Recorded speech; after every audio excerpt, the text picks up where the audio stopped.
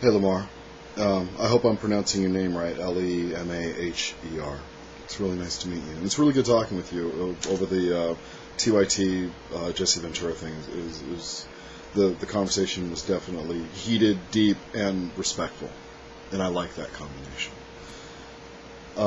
You brought up in the last posting, don't waterboard people, but partial birth abortion is okay.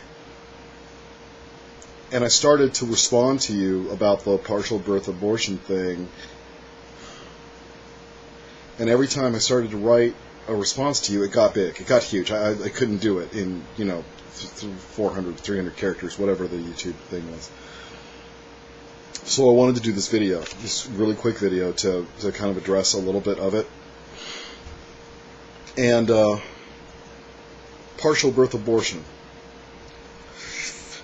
Usually when I have the conversation, it boils down to just abortion in general.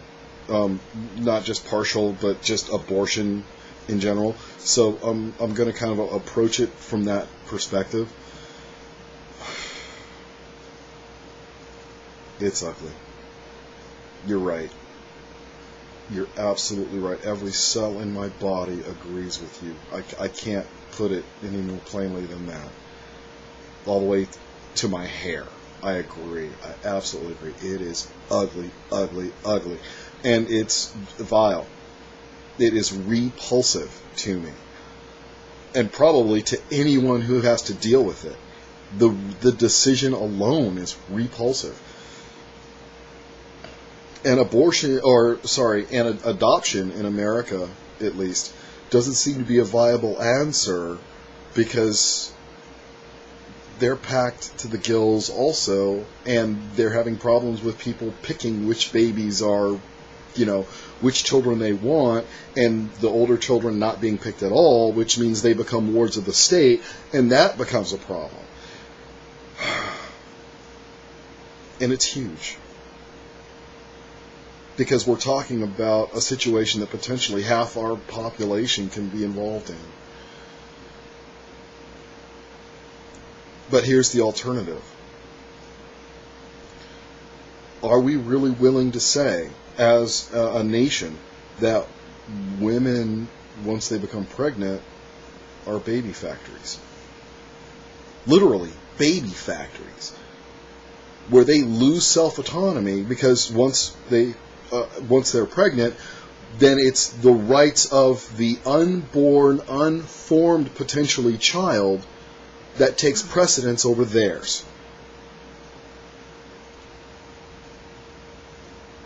That's even more ugly.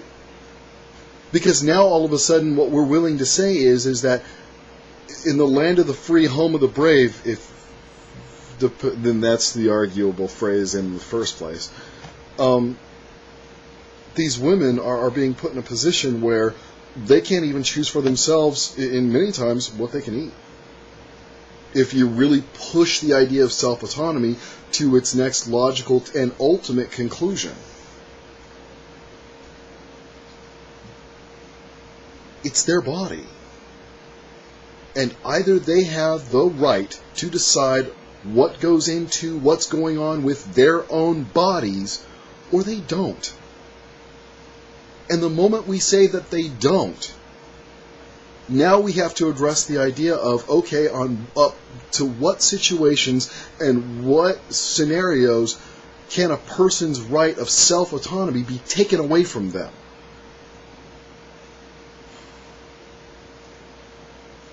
And now we're talking about a whole other, as ugly as abortion is right now, the idea of taking away self-autonomy is beyond that. Because now we could start talking about the idea of having men running around in groups, collecting women, and forcibly having them sterilized, or having them castrated. Sexual organ mutilation. Which is still being done in some Muslim countries as you and I are speaking. And I'm pretty sure we would agree that that is ugly. There is no upside to this. No matter which way we look at this situation, this particular issue, there is no good. There is no righteous, there is no right. It's all bad, all the way around. So we take the lesser of the necessary evils and do what we can with it. At least this is my idea of it. And the progressive argument toward partial birth abortion, or just abortion in general, I don't necessarily believe that they're saying that abortion is okay. I think that the progressive portion of the argument is exactly that. Is that it is so ugly, and it is so vile, and it is so unbelievably repulsive. But at the same time, the alternatives are even worse. And if we have to choose one of two evils, we choose the lesser of the two.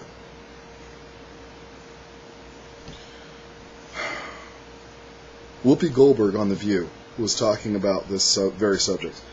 And she said that there's a certain amount of reverence for the decision. Because these women who are in this situation of having an abortion or partial birth abortion or late-term abortion, what have you, they're not making the decision on the fly. They're not running out to abortion clinics in order to win the lottery. That these women are making these decisions, and many of these women, or people in general, not just women, but people, are haunted by the ghosts of children that could have been. And I know it sounds like something right out of Scrooge, The Christmas Carol. You know, the ghost of children that never were. But that's what we wrestle with, and that's what we deal with. I would love for there to be a better solution. God, I'm screaming for a better solution. But I don't see one. Do you?